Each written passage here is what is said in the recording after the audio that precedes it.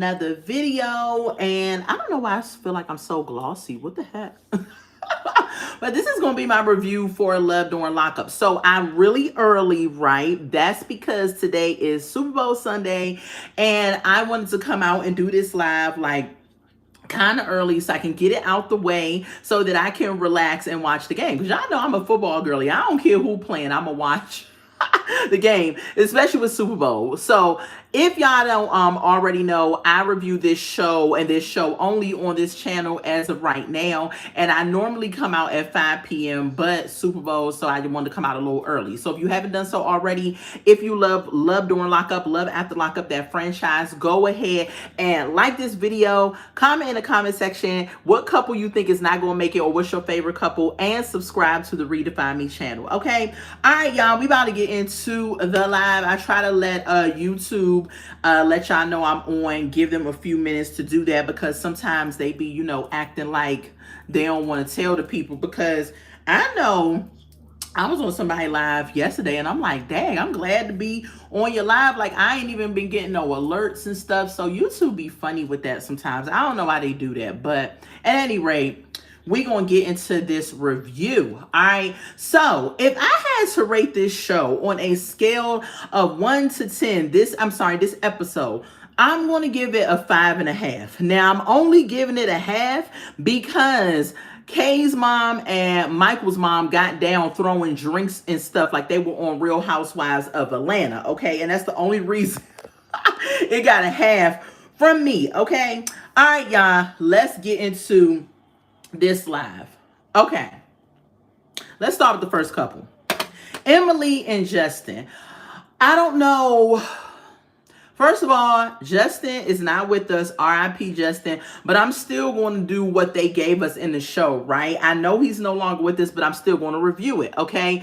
I don't understand or know why Emily and Justin even apply for this show, because Emily does not care about anybody but Emily's money, this brothel, and that's it, okay? On this episode, she tells us that she's only made $5,000, and that's on the low end. I'm like, that's the low end of $5,000. What's up, Kelly?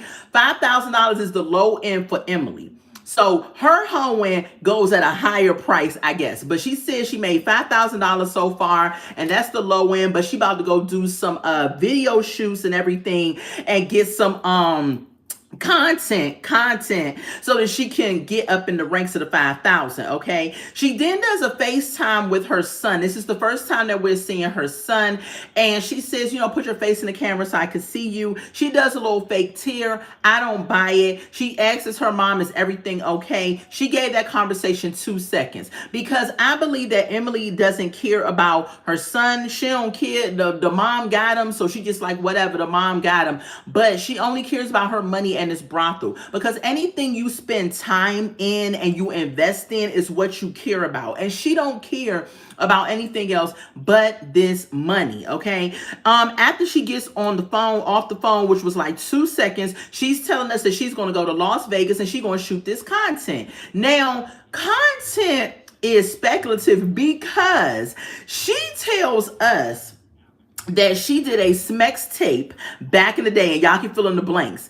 And in a weekend, what's going on, Janae? Thank you for subscribing. Thank you so much. What's your name? I can't pronounce your name, but thank you so much. So we know that back in the day, she did a Smex tape, and she said in that weekend, the Smex tapes made $4,000 on that tape, okay? And so I'm thinking that is she going to shoot content or is she about to go do a Smex tape? Okay, I don't know. I hope that's not what she about to go do, but knowing Emily, child, she's liable to do anything for $1. Something strange for some change, that's what she gonna do, okay? Then we get to Emily pulling over to the side of the road, and she's sitting at a little cookout table, okay, in a park, and she's crying. She's talking about that she is mad because Liz has texted her and let her know that Justin don't want her. He only in it for the money. He using her as a ATM and all that other stuff. And she up here crying, hoping it's not true, because she said every relationship that she has been in, she has been cheated on or somebody has done something to her. And I'm like, I mean, at a certain point, you got to look in the mirror and say, maybe it's me. Maybe it's me. Maybe, I don't know. It might be me. Okay. It might be what I do for a living, the profession, because I don't care who you are. No man is going to be okay with his woman busting it open and dropping it wide all over other men to make some money. Okay. What's going on, boss? No, not gossiping. This is a review that I'm doing for the show Love During Lockup, okay? And so then we pan over to Liz and Brittany. Now, y'all correct me if I'm wrong. Did the caption say that Liz and Brittany is the ex of Justin?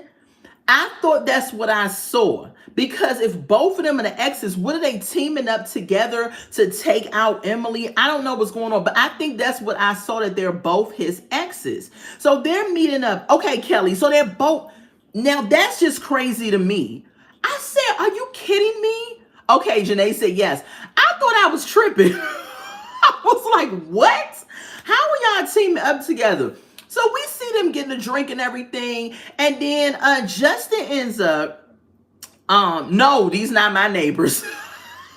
No, this is a show that comes on We TV. Not my neighbors, child. If they was my neighbors, I'd be over here in my window like, But I would spend my whole day looking at it. So Justin ends up calling Brittany, right? He calls Brittany. Brittany is up here talking about, and as soon as he gets on the phone, Liz is like, give me the phone. She like, I still love you, Justin. I still got feelings for you. You don't need to be with Emily. You know what she do for a living and all this other stuff. You know you don't rock with that and all of this. I said, you know what? Y'all some big time haters. However, Justin's no longer with us, so nobody has gotten Justin, okay? In the end. But this couple sucks. They are lackluster. Let's move on to the next couple, okay? Let's do it. Let's get into Diamond Goddess and Bonita. Bonita is a hood rat. Okay, Bonita, they're from the good old Baltimore. Okay, shout out to Baltimore. I ain't saying everybody from Baltimore is hood rats. However, Emily shouldn't believe she shouldn't believe no exes. I agree. Why would you believe exes? They're exes for a reason. They don't want to see you happy. This episode was dry, and I gave it. Y'all can let me know what y'all gave it, but I gave it a 5.5. And they only got the half because the mamas end up throwing water like they was on Real Housewives. And so Bonita is ghetto. I ain't saying everybody in Baltimore is ghetto. Okay, y'all know I'm from DC. Baltimore is like an hour and something from DC, and I have hung out in Baltimore several times. Okay, but they had their own little way about them. So their language and everything, right? Okay. So Diamond calls Goddess on the good old telephone, and she is telling him, I got to go with your mom to get your stuff because we had a conversation and everything, but your mom said that your stuff is at your ex's house. And he's like, yeah, well, just let my mom go and get it. That's because he's still trying to play the field and play them against each other, okay? Diamond lets us know why he on the good old prison phone that he got legit businesses. I said, Childy, what you doing in jail? He said he got a tow truck business. He sells cars. He got real estate, the whole nine, and they all legit. Who the heck is buying a house from Diamond? Who the heck buying a house from Mumu? Because I know I wouldn't. Like, what the heck? I don't believe him. As far as I could see him, I don't believe it. He says that he got a bunch of stuff that's at Bonita house that's worth $250K. What he don't know is that Bonita done sold most of that stuff anyway, okay? And then we pan over to Bonita. Bonita's at the pawn shop, right? He seemed gay to you, Kelly? I don't know. I can't see it in him, but I don't know, maybe. I mean, I ain't saying everybody go to jail go that way, but I don't know. So we get over to Bonita. Bonita's at the good old pawn shop. Okay, so apparently Diamond or Mumu or Damon or whatever his name is, right?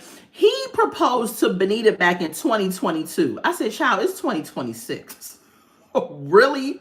So he proposed to her back in the day. When they showed that picture of Benita, I said, child, Benita done gained some weight. I mean, we all, you know what I'm saying, is not the same person that we used to be, but she has kind of picked up some pounds a little bit because I didn't even know that was her in the picture. And so Benita says that she lost her engagement ring.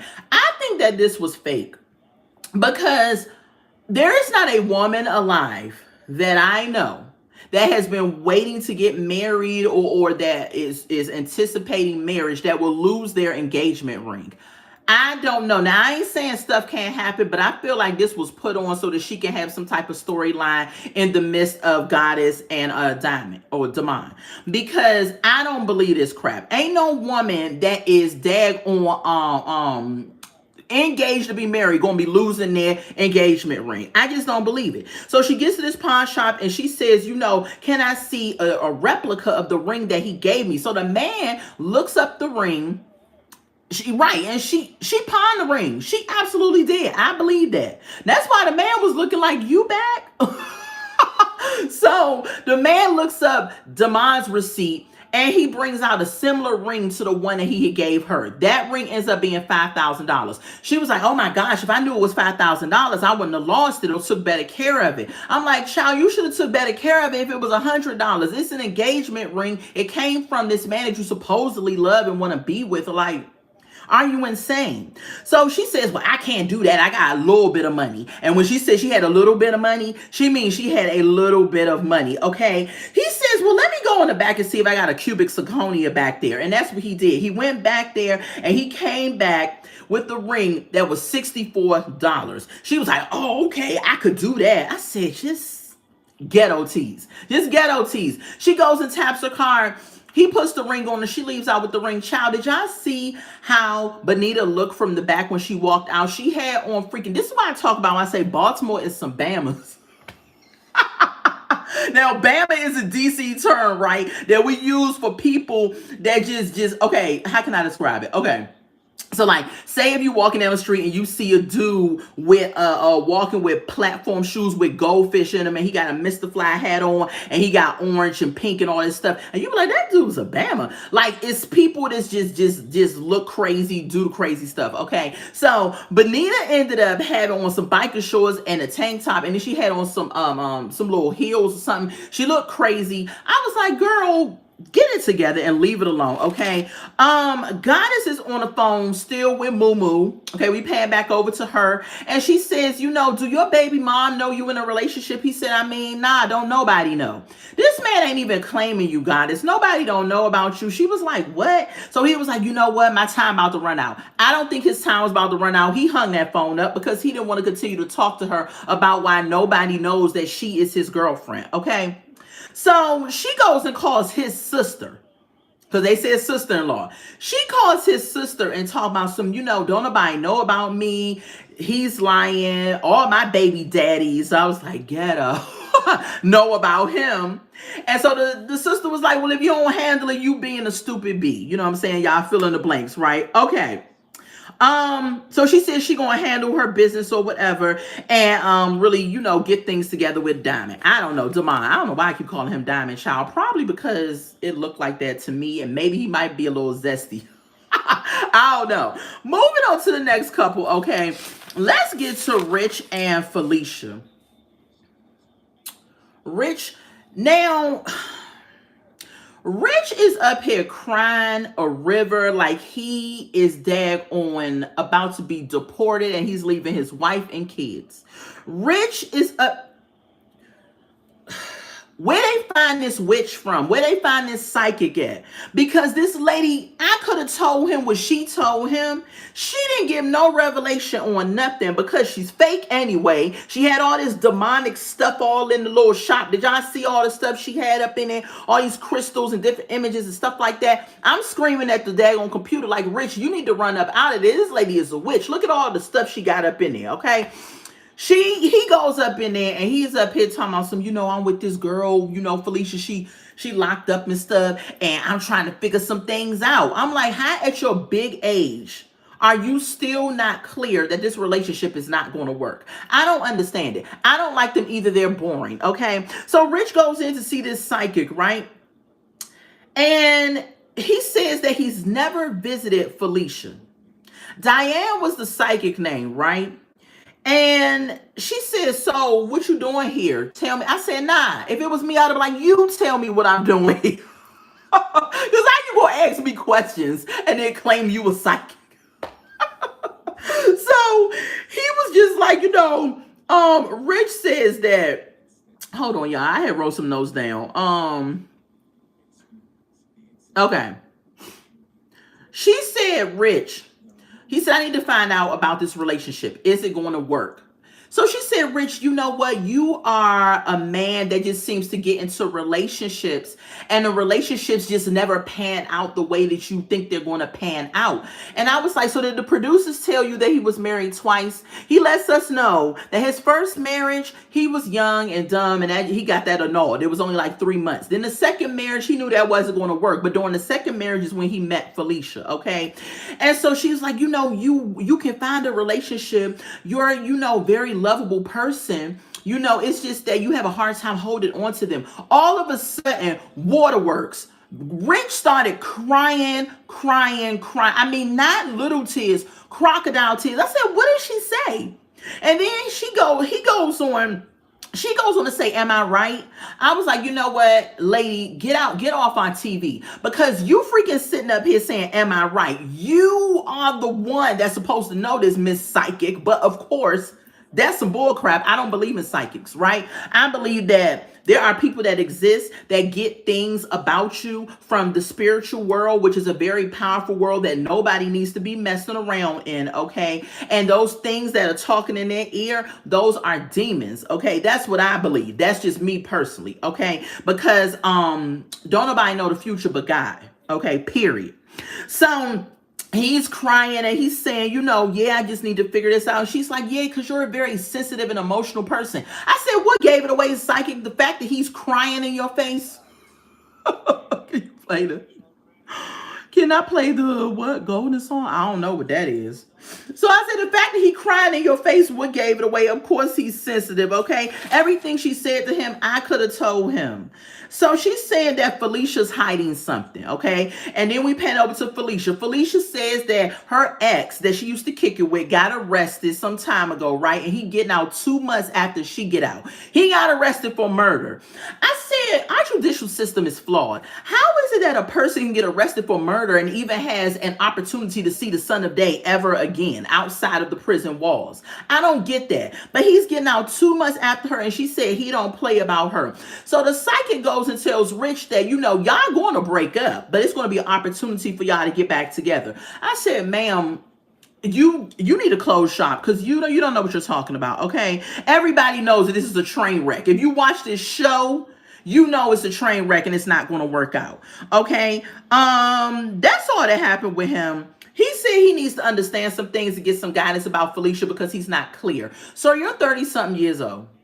You need to be very clear about the direction and who you're dealing with. Why are you up here relying on some psychic to tell you anything about this chick that's been locked up since she was 17? Felicia is very immature. She's stuck at 17. Whatever age she went in at, that's what she is, because she has not had no outside experience to grow her and give her some wisdom. So they're going to clash and bump heads because she's so immature. And I believe when the dude get out, whoever she talk about, her ex, she going to get back with the ex.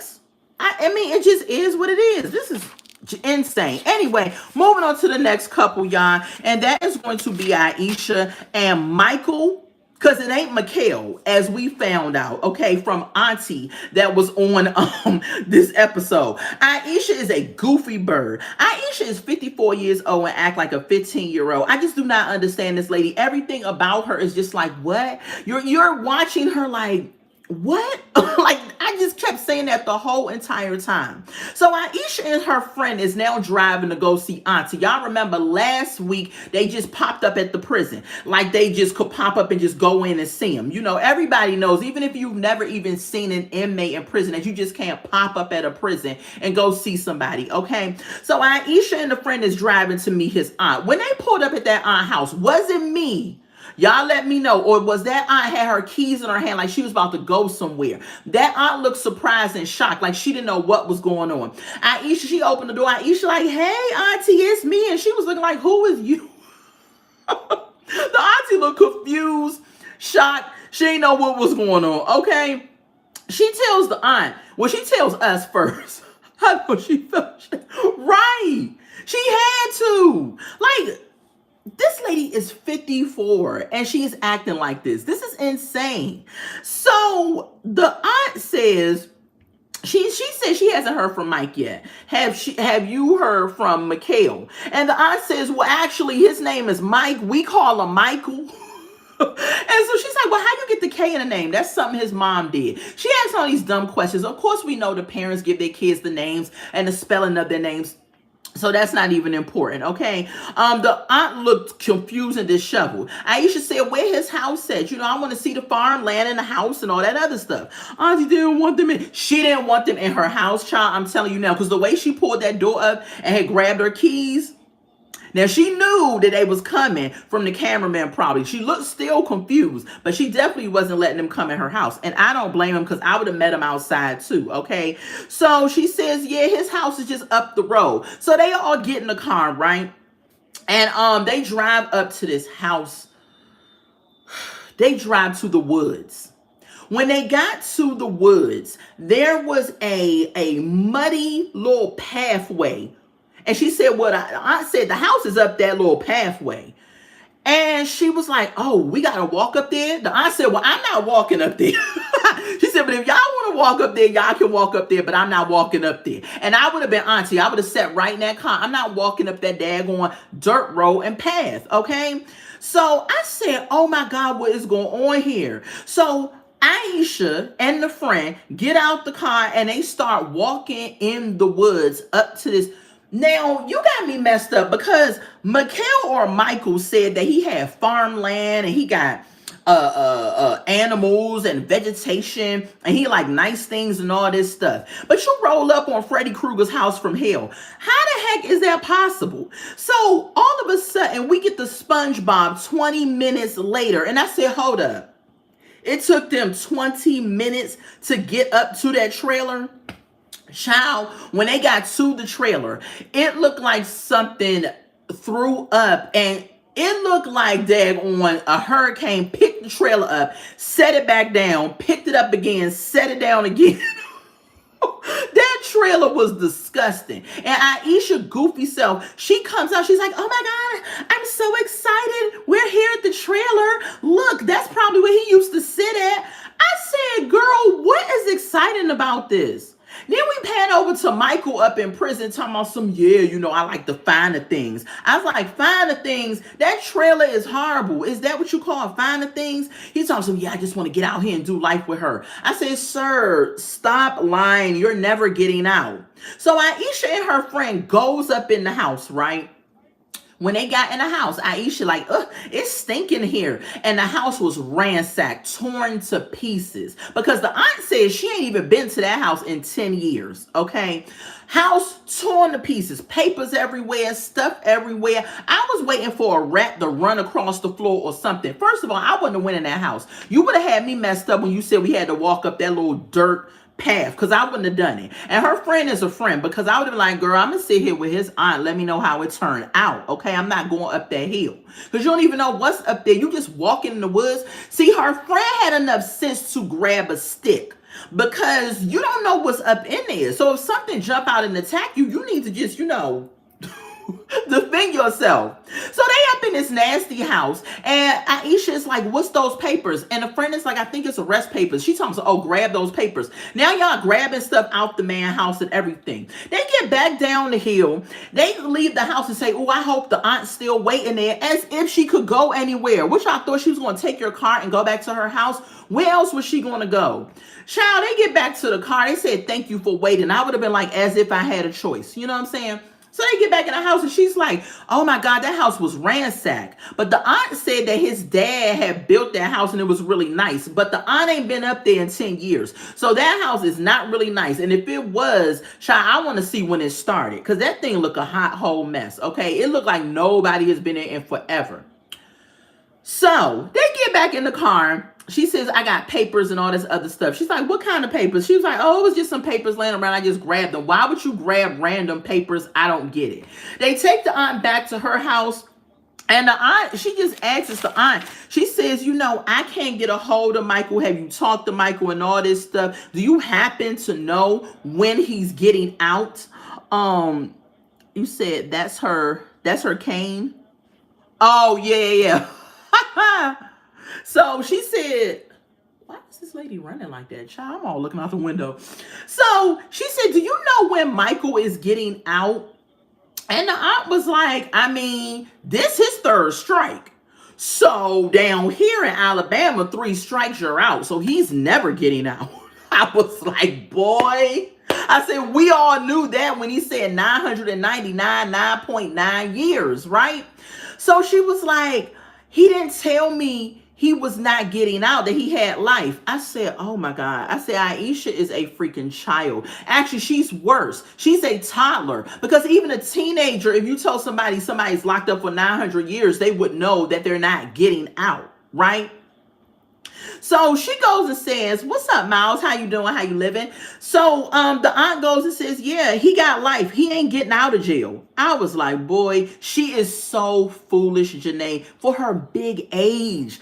I could even excuse this. If she was like 20 years old, I'd be like, all right, she need to live and learn. She needs to grow up. She's 54 years old acting like this. So then they get up in the good old car and they leave. And Aisha up here talking about some, I don't know, something ain't right. I said, child, get off my screen. Aisha's a bird. Let's get on to the last and final couple. Thank y'all for being here. If y'all haven't done so already, go ahead and smash the like button. Go ahead and smash the subscribe button. I do hot topics on this channel, and I only cover this show, which is Love During Lockup, that comes on Friday nights on WeTV. Okay, last and final couple is Kaylee and Michael. Kaylee is a disrespectful piece of trash, in my opinion. There is never anything that your parents can do to you. Let me take that back. There are one thing I could think of that your parent could do to you that could make you not forgive them and treat them a certain way, which is sexual abuse, rape, or something like that, right? If your parent didn't do any of that to you, and this is my thoughts and opinions, right? I believe that you all can come to a point at some point and mend your differences, right? It may not happen right away. It may take a period of time, but that's not even Kay's issue. She wants Mike's mom to be her mom so bad. This segment with her was so disrespectful and disgusting. I did not like the way she treated her mother. How many times, I'm going to say this, hats off to her mom, because I know that her mom is recovered. And you want to know why? Because her mom is admitting that she was a trash mother, that she had a drug addiction, that she stole her money. She's admitting that she was that person, but that's her past. This is how I know the woman is recovered and that she's still not on BS, because that's her past. When you can admit what you've done and be honest and straight up about it, that's the first step to you being recovered and healed from something, right? But Kay sits up here and keep reminding this mom and taking little jabs at her. But you didn't have no problem last episode taking $700 from your mom to pay for your raggedy man's clothes. And it was only one outfit. We find out that $700 was one outfit. I said, what in the world? Girl, it couldn't have been me, because he would have went to the thrift store and I would have put that $700 to use. Ain't no way, no how, okay?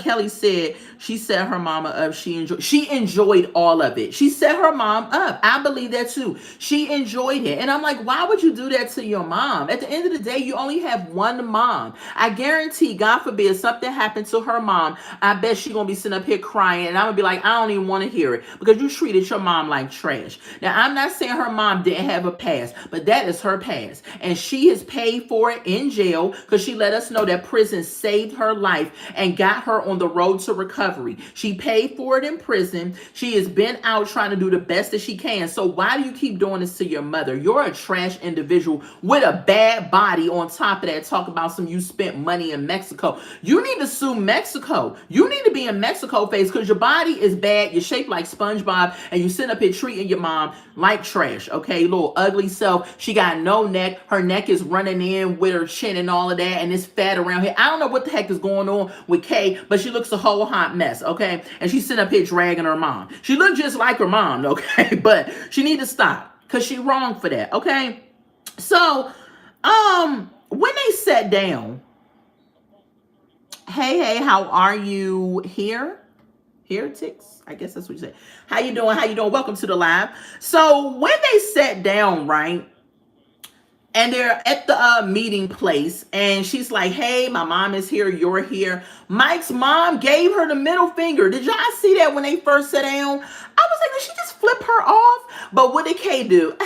Brush it off like it wasn't nothing. I said, I know she didn't just give her the middle finger. I said, child, this is going to go from bad to worse, okay? Kay's mom, this is what happens when you don't forgive yourself and you keep trying to make up for what you did. She keeps treating Kay like she's a child.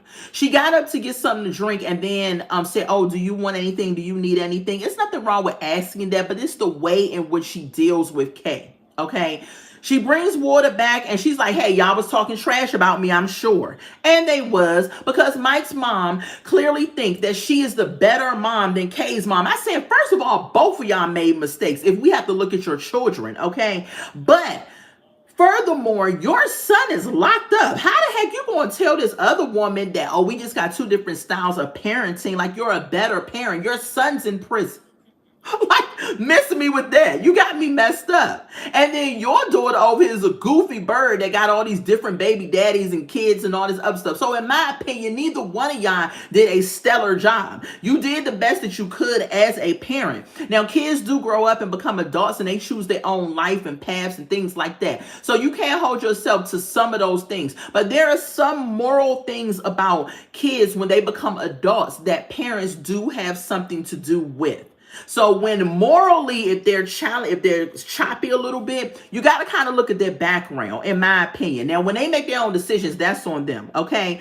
So they up here going back and forth, who's the better mom, who's the greatest mom, and all this other stuff. And Kay's mom goes and says, well, this thing over here seems to love your son. Kay is like, oh, that's a bad way to refer to me. But then in the next breath, Mike's mom says, well, I told her old goofy self not to get a tattoo and all this, and she starts dragging Kay, and Kay just sits there like, I mean, she didn't check Mike's mom, but she was quick to check her mom. This was sad and so messed up.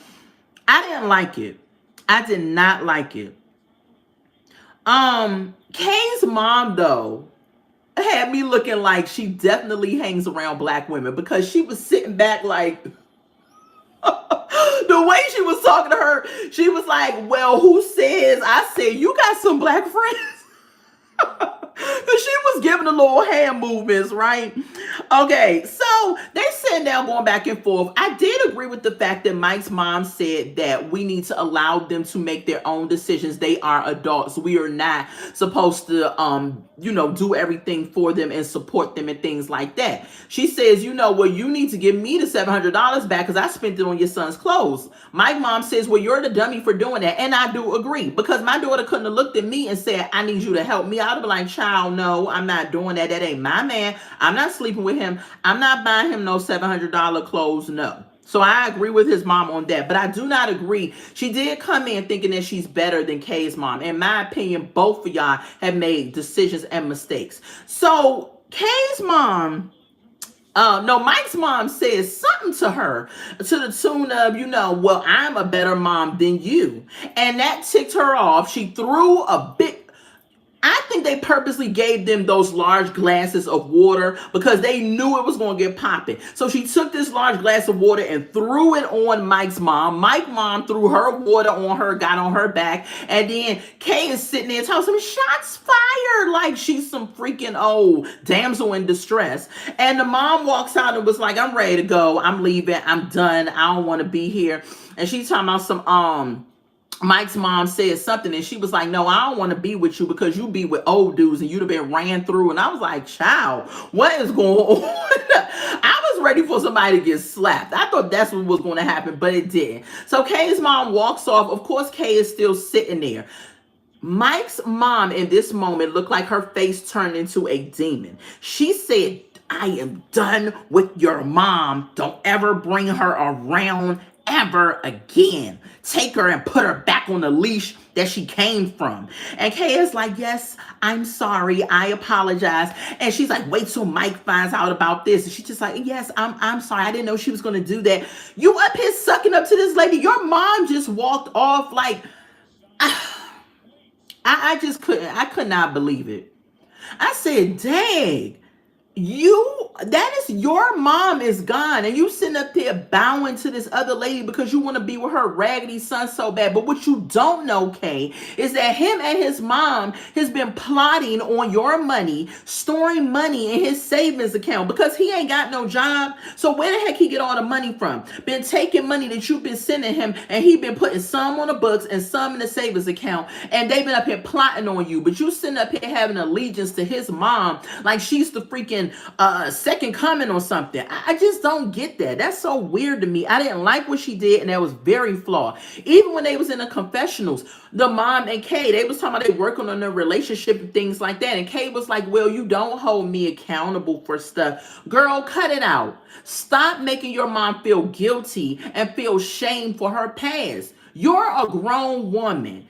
Nobody should have to keep holding you accountable and telling you not to go get your body done and open your legs to every Tom, Dick, and Harry and have all these kids and all this other stuff. Nobody has to keep telling you that. Ain't nobody got to keep holding you accountable. At that point in your life, your mom gives you advice. She is not to parent you. Kay's mom talking about some, you don't tell me how to raise my child. I said, excuse me, that lady is already raised. You can't do no more raising. At this point, all you can do is give her advice. She is grown. And if she decides to make stupid decisions with her life, that's on her. I feel sorry for her children. Now, if I was her mom, I would be there for her children, but I would not be up here still trying to counsel her into life because you had that moment. It's gone.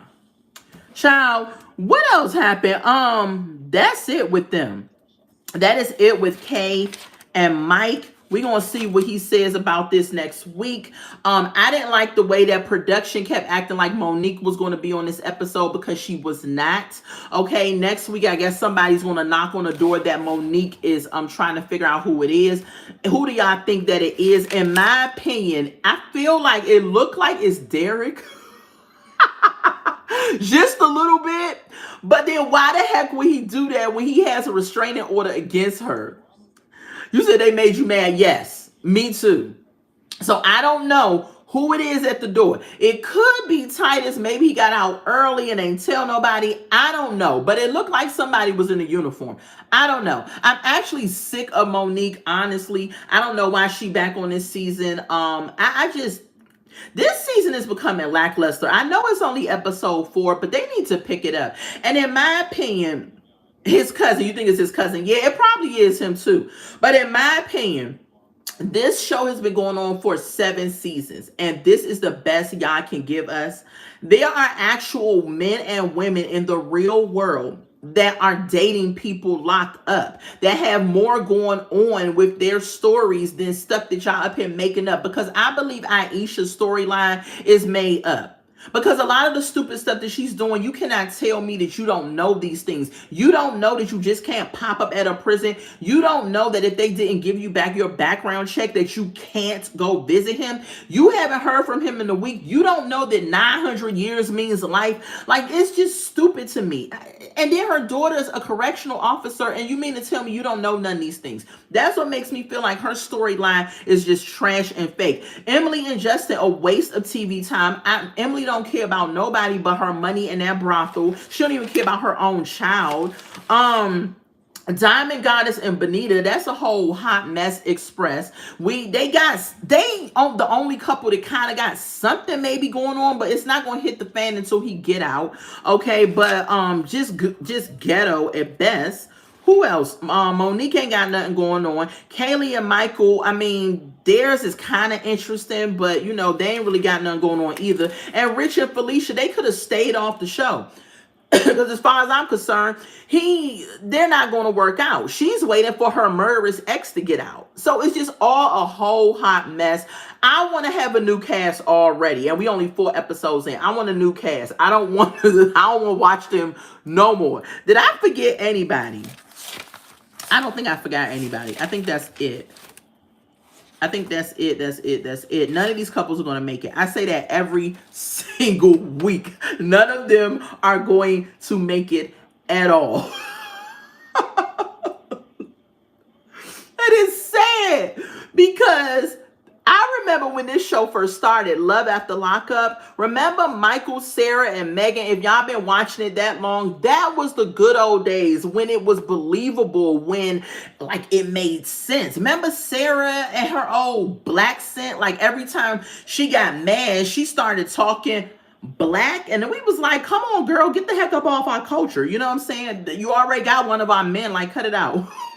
It was just, those were the good old days. But now it's almost like they reaching for storylines and making up stuff and turning it into just a circus. Like it ain't even good TV. It's just trash TV. So, but I'm here week after week to cover it because it's almost like it's something I started covering and now I'm in it and I like it, and you know, but this is what kind of why I don't really care for Love during lockup. Like I like Love After Lockup better, but you know, during lockup is a part of the franchise, so we'll see.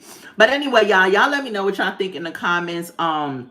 If replay watchers, shout out to y'all. If you haven't liked the video already, go ahead and like the video. If you haven't subscribed already, go ahead and subscribe. One last thing too. I knew I was not alone. I watched some other content creators and they said that they believe that Monique faked that faint from last week as well. I said, thank you. I said, thank you. I said she faked it. I believe she faked it because she did not want to go meet Titus's family. She has an issue with the way that she looks, and that's why she hasn't seen Titus yet, and that's why she hasn't seen his family. Because like I told y'all last week, I have been on a GLP-1 shot before, and when it was given to me by my OB, she let me know, you got to make sure you stay hydrated, you got to make sure you know, eat properly, things like that, all these different things. They give you instructions behind that medicine. So if you go outside of the instructions, then you are going to feel sick. Something is going to happen. I think she purposely made herself feel sick so she didn't have to go see his family. And then another content creator goes and says, because remember last week, Monique said that she hadn't ate nothing in 2 days. But when she was meeting with her sisters at that restaurant that she fainted at, there was a plate in front of her and there was a drink there. So she's lying. So child, I didn't even notice it until the other content creator had zoomed in and circled it and everything. And I was like, oh, wow, she did actually eat something. So she's lying. But I believe she ate just enough so that she wouldn't feel kind of crazy. But I believe she staged all of that. And when Titus called her on it and said, I believe you did this on purpose, she said I got an attitude with him. But when he said it, I said, oh, you on to something there, Titus. Like, I ain't your fan like that, but I do believe you when you said she staged that, because I believe it. But anyway, y'all, we're going to see what happened with her next week and the rest of these folks. Next week, regular schedule, 5 p.m. is when I will be live. I only came early this week because the Super Bowl is, it comes on at 6:30, I think, which I think is really late, but it comes on at 6:30. And I'm a football chick, so I'm going to watch it. So I want to come on and definitely give y'all the review for this week. And I will be back next Sunday at 5 p.m. Now, I do other content throughout the week. I talk about hot topics and things like that. If you have not done so, go ahead and check out some of my other videos on the channel. Push up the watch hours a little bit, smash the like button, things like that. It's greatly appreciated because when you like a video, then YouTube goes ahead and push it out into the algorithm and all that other stuff, okay? All right, y'all. I love y'all so much. May y'all have a happy and blessed Sunday.